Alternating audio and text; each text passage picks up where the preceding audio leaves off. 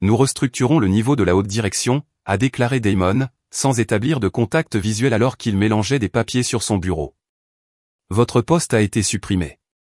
Je me suis assis en face de lui, les mains soigneusement croisées sur mes genoux, la même position que j'avais maintenue lors de milliers de réunions au cours de mes 32 années chez Calridge Equity Partners. Le lourd bureau en chêne qui nous séparait était là bien avant moi. Damon n'était assis derrière que depuis 6 semaines. Je vois, répondis-je, ma voix ferme malgré les coups dans ma poitrine. Puis-je poser des questions sur le calendrier?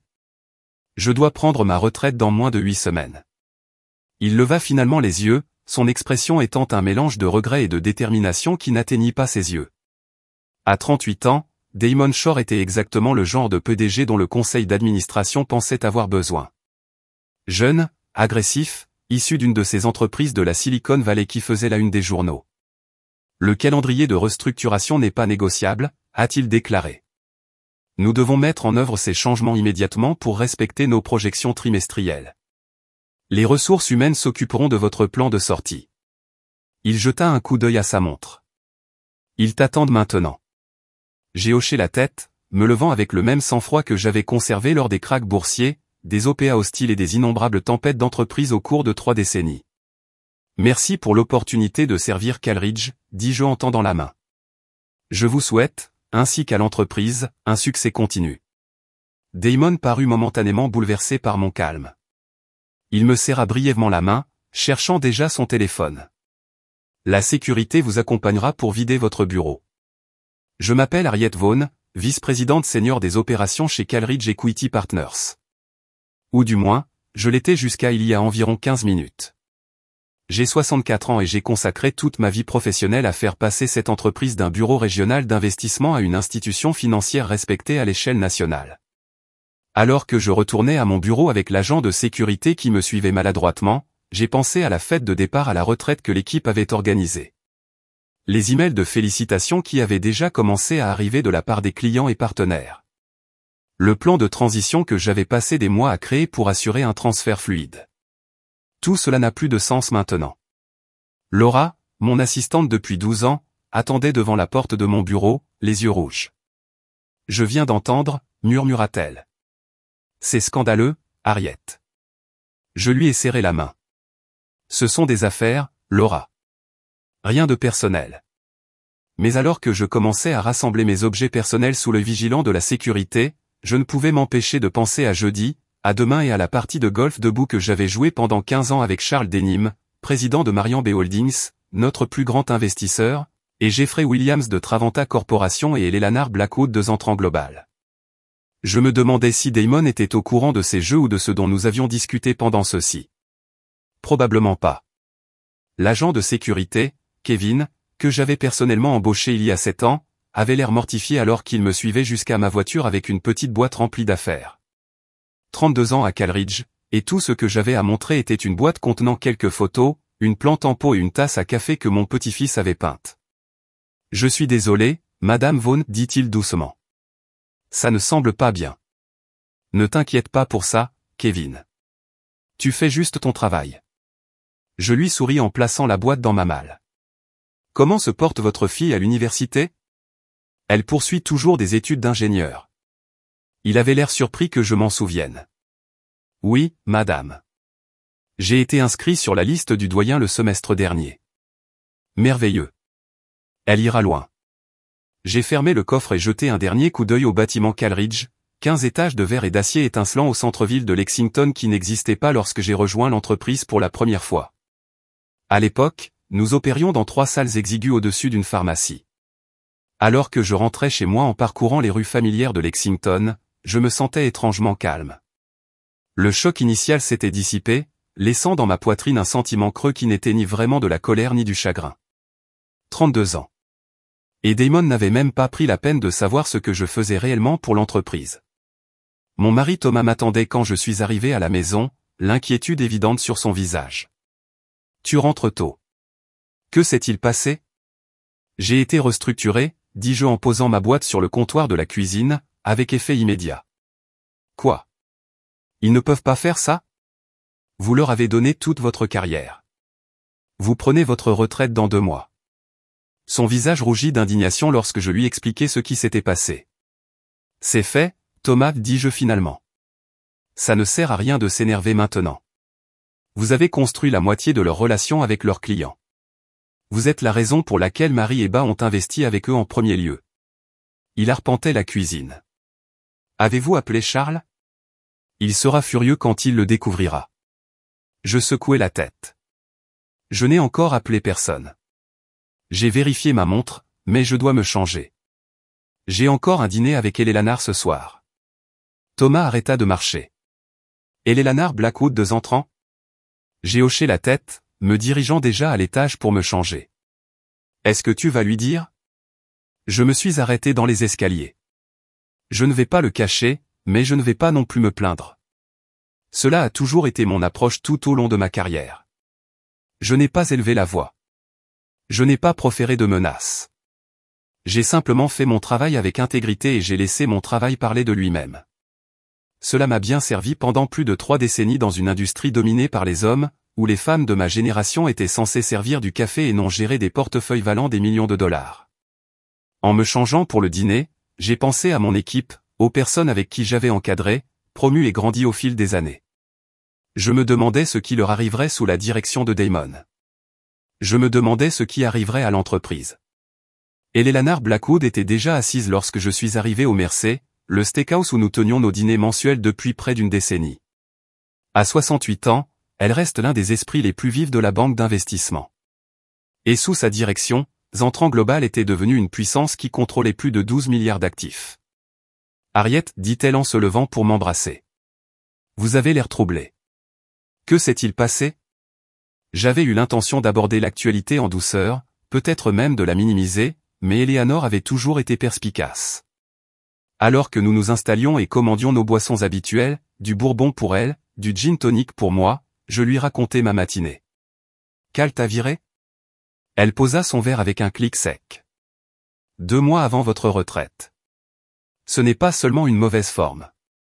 C'est idiot. Le nouveau PDG veut laisser sa marque, dis-je en gardant ma voix neutre. La restructuration est une pratique courante.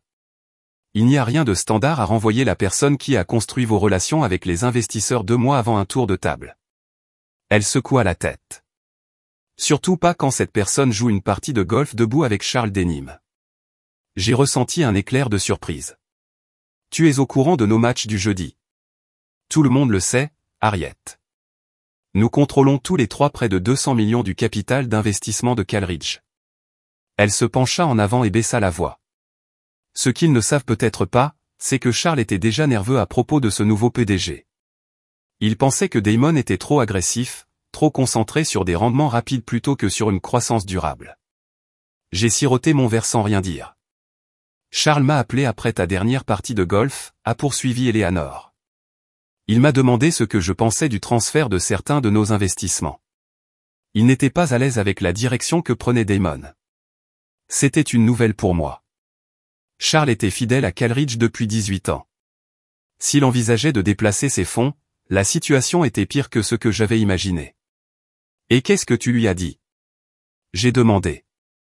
Je lui ai dit que tant que tu étais là pour garder les choses sur terre, je n'étais pas inquiet. Elle m'a lancé un regard pointu. C'était la semaine dernière. La situation a clairement changé. Le serveur est arrivé avec nos salades, me laissant un moment pour traiter cette information.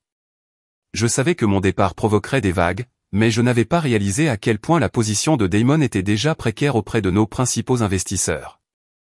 Je ne veux pas que quiconque prenne des décisions en fonction de ce qui m'est arrivé, dis-je finalement. J'ai eu une bonne carrière. De toute façon, j'avais presque fini. Eleanor m'a étudié par-dessus le bord de son verre.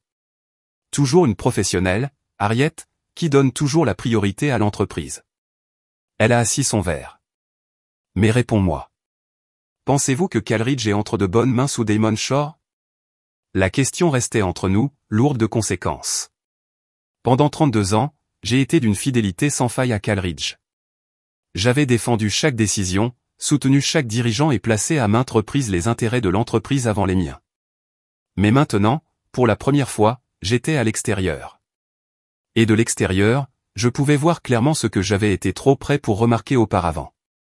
Non, dis-je doucement. Je ne pense pas que ce soit le cas.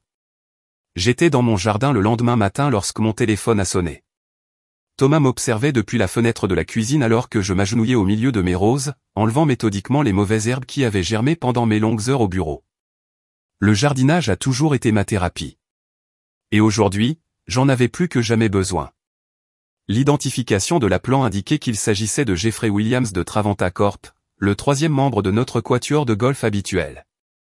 J'ai épousseté la terre de mes mains avant de répondre. Bonjour, Jeffrey, dis-je en essayant de garder un ton léger. Si vous appelez pour le golf aujourd'hui, j'ai bien peur de devoir annuler. Je le sais déjà, Harriet, répondit-il, sa voix habituellement joviale étant inhabituellement sombre. Charles m'a appelé hier soir. Nous sautons tous les deux le golf aujourd'hui aussi. Je soupirai en m'asseyant sur mes talons. Les nouvelles allaient vite dans nos cercles. J'allais vous le dire à tous les deux aujourd'hui. Je ne voulais pas faire d'histoire. Se faire virer 2 mois avant la retraite après 32 ans de service mérite au moins un peu de bruit, a déclaré Jeffrey. Charles est furieux. Il appelle les membres du conseil d'administration depuis 5 heures du matin. Cela m'a permis de me redresser. Jeffrey, s'il te plaît, dis à Charles de ne rien faire d'irréfléchi à mon sujet. Ces choses arrivent dans les affaires. Les entreprises se restructurent. Il ne s'agit pas de toi, Harriet. Pas entièrement. Jeffrey fit une pause. Nous sommes tous préoccupés par la stratégie de Damon. Sa présentation le mois dernier sur l'abandon des investissements basés sur les relations au profit de décisions davantage basées sur des algorithmes a déclenché des signaux d'alarme. Votre licenciement ne fait que confirmer nos craintes quant à son jugement. Mon téléphone a bipé avec un autre appel entrant. Celui-ci de Charles lui-même. Jeffrey, je dois prendre ça. Charles appelle. Bien sûr, mais Harriet, tu devrais savoir que Travant est en train de réévaluer notre position avec Calridge. Je te contacterai. Mon estomac se serra alors que je changeais d'appel. Bonjour, Charles. Il n'y a rien de bon à cela, aboya Charles, évitant toute salutation. Je viens de raccrocher avec Philippe Peterson. Philippe était le président du conseil d'administration de Calridge et le ton de Charles m'a dit que la conversation ne s'était pas bien déroulée. Charles, quoi que tu penses faire, c'est fait. Harriet, j'ai informé Philippe que Marian B se retirait du prochain cycle de financement avec effet immédiat. Je fermai les yeux, sentant le poids de ces mots. L'engagement de Marian B dans le cycle de financement s'élevait à près de 80 millions de dollars, argent sur lequel Calridge comptait pour lancer son expansion sur de nouveaux marchés. Tu n'avais pas besoin de faire ça, dis-je doucement.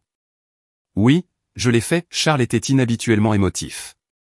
Il ne s'agit pas seulement de votre licenciement, même si c'était inadmissible. C'est ce que cela représente. Damon Shore a systématiquement démantelé tout ce qui valait la peine d'investir dans Calridge. Il a remplacé les chargés de relations par de nouveaux MBA qui ne connaissent pas nos noms.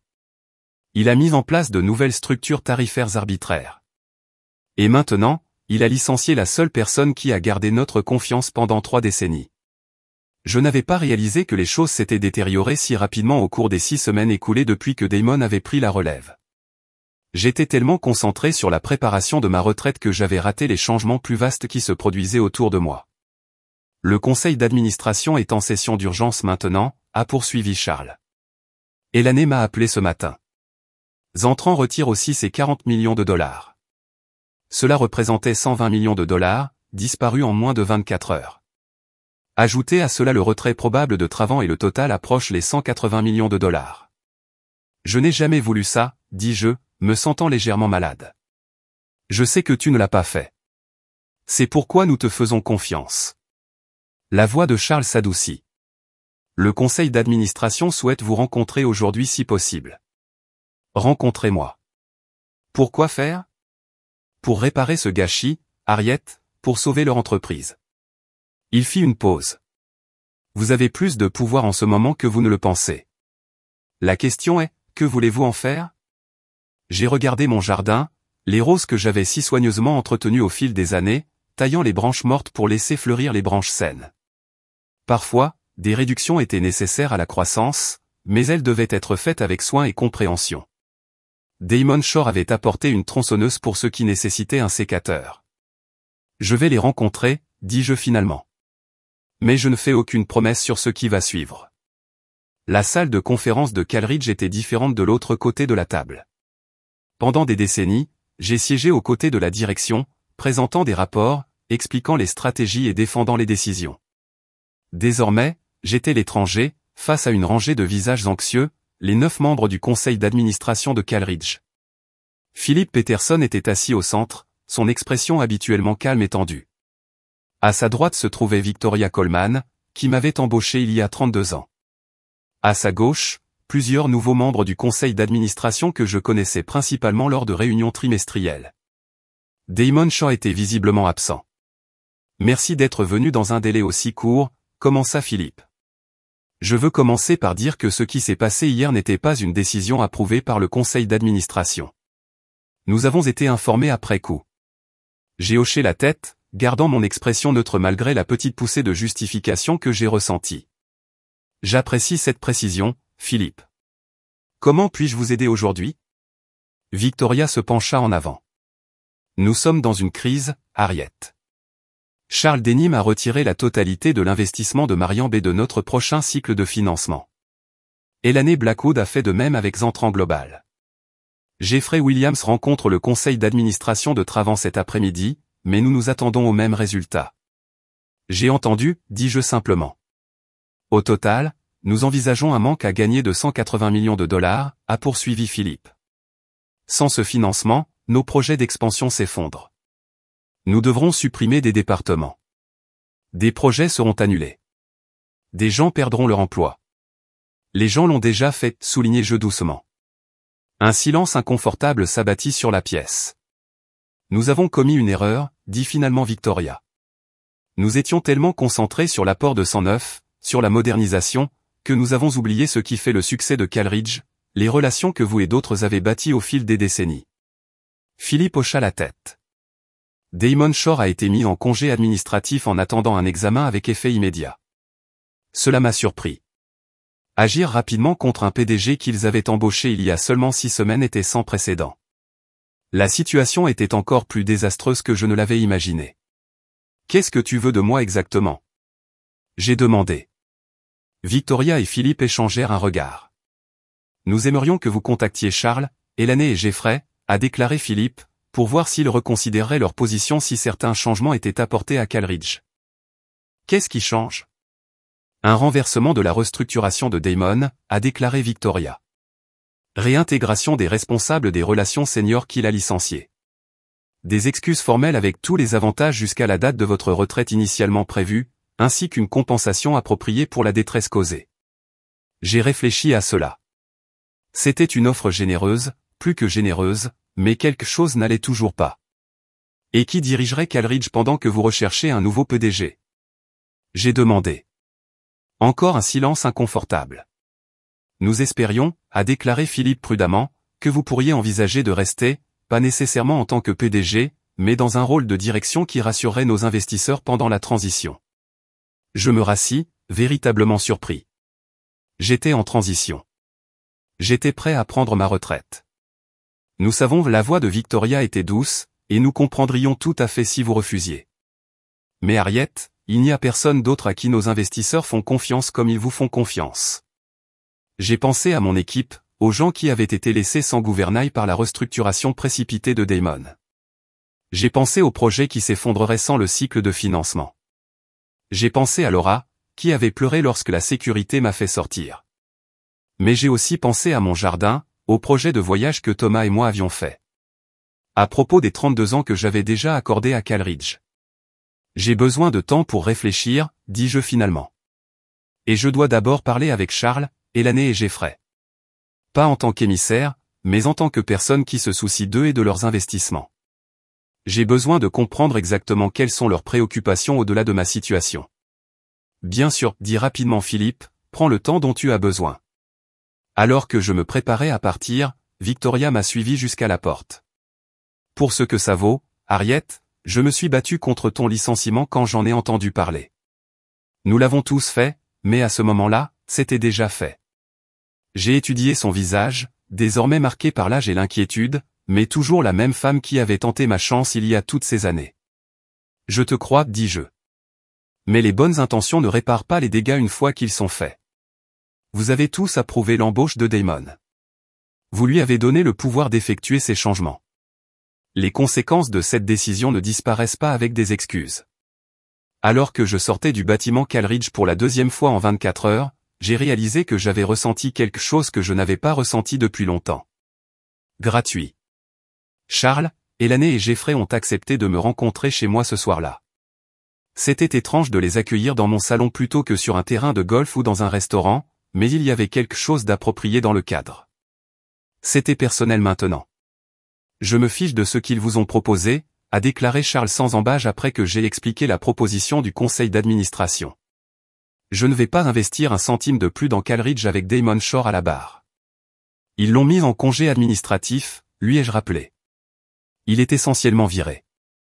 Le congé administratif peut prendre fin, a souligné Elane.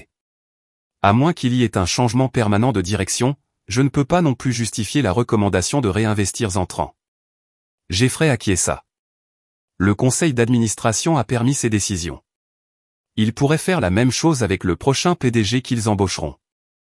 J'ai servi du café pendant que nous parlions, me sentant étrangement comme un médiateur plutôt que comme un participant. Le conseil d'administration me demande de conserver un rôle de direction pendant la transition, ai-je déclaré. Pour aider à rétablir la confiance des investisseurs. Tous les trois me regardèrent avec surprise. Est-ce que vous y réfléchiriez, a demandé Jeffrey. J'ai soupiré. Je ne sais pas. J'étais prêt à prendre ma retraite. Thomas et moi avons des projets. Les projets peuvent être retardés, dit Charles, puis il se reprit. Même si tu ne dois certainement rien à Calridge après la façon dont ils t'ont traité. Il ne s'agit pas de ce que je dois à Calridge, dis-je lentement. Il s'agit des gens qui y travaillent, des projets qui échoueront sans ce financement, des clients qui dépendent de nos services. Elane me regardait avec des yeux entendus. Tu as toujours donné la priorité aux autres, Harriet, mais peut-être que cette fois tu devrais te donner la priorité. Que veux-tu dire? J'ai demandé. Elle posa délibérément sa tasse de café. Si vous envisagez de rester, cela devrait se faire selon vos conditions. Non pas comme une figure de proue pour rassurer les investisseurs pendant qu'ils trouvent un autre jeune vedette pour remplacer Damon, mais dans une véritable position d'autorité. Les yeux de Charles s'illuminèrent. Eleanor a raison. S'ils veulent que tu reviennes, ils devraient te nommer PDG. PDG? J'ai failli m'étouffer avec mon café. Ce n'est pas ce que je... C'est exactement ce dont ils ont besoin, l'interrompit Jeffrey. Quelqu'un qui comprend que l'investissement n'est pas seulement une question d'algorithme et de profit rapide. Quelqu'un qui valorise les relations et la croissance à long terme. Quelqu'un comme vous, a terminé Elane. Je me suis assis, véritablement abasourdi. J'ai 64 ans. J'envisageais de prendre ma retraite. L'âge apporte la sagesse, a déclaré Charles. Quelque chose qui manque cruellement dans leur récente décision. Alors que mes trois amis continuaient à défendre leur cause, je me suis retrouvé à réfléchir à ce à quoi pourrait ressembler un Calridge sous ma direction, aux changements que j'apporterais, à la culture que je restaurerais, aux innovations que je garderais du bref mandat de Damon tout en écartant les éléments nuisibles. C'était une vision enivrante. Je ne sais pas, répétai-je, mais avec moins de certitude. Elane s'est approchée et m'a pris la main. Promettez-nous simplement que vous ne vous vendrez pas à découvert. Quoi que vous décidiez de faire, prenez votre retraite comme prévu, restez temporairement ou prenez la barre. Faites-le parce que c'est ce que vous voulez, pas parce que vous vous sentez obligé. Après leur départ, j'ai retrouvé Thomas dans son bureau. Il nous avait laissé de l'intimité pour notre réunion, comprenant son importance. Que ferez-vous? Demanda-t-il en levant les yeux de son livre.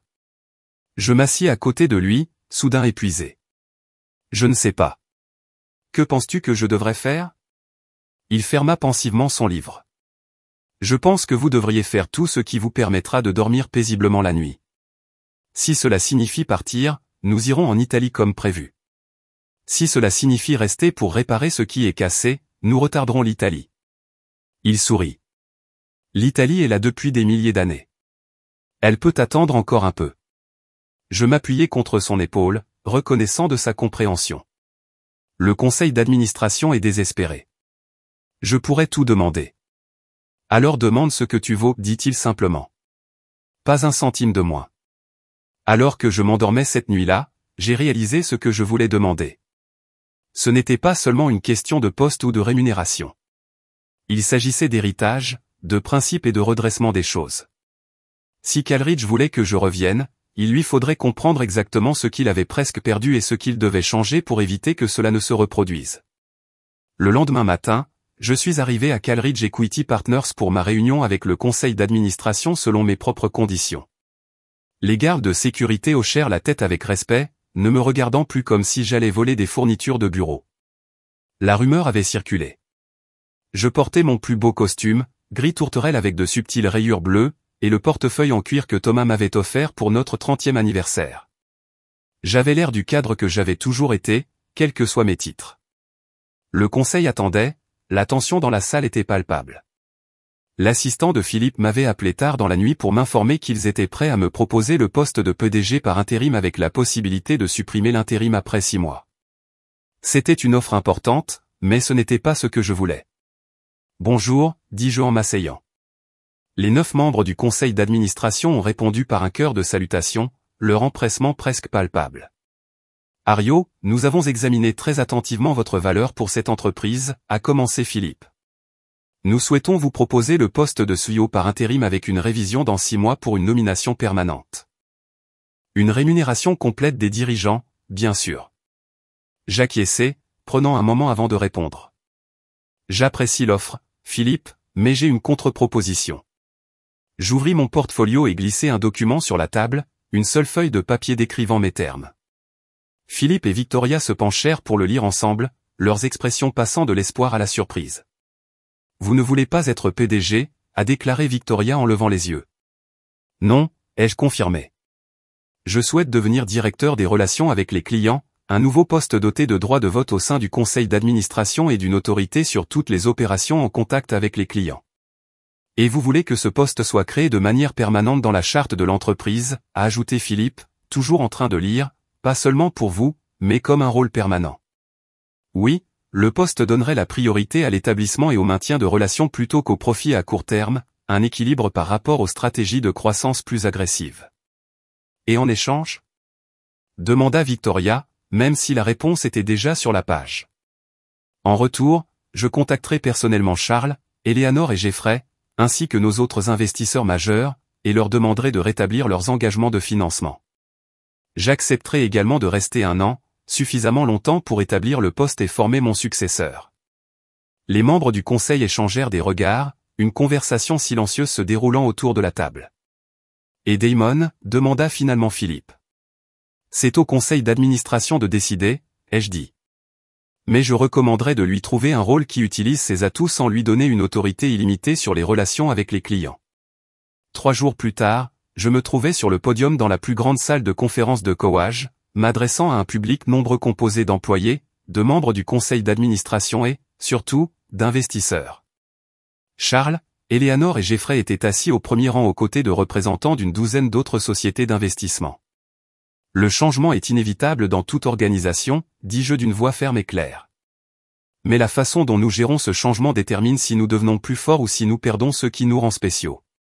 J'ai présenté la nouvelle vision de Calridge, une approche hybride qui embrasse l'innovation technologique tout en préservant les relations humaines qui ont bâti notre réputation. J'ai présenté le nouveau poste de directeur des relations et expliqué son rôle pour garantir que les décisions futures équilibrent croissance et stabilité.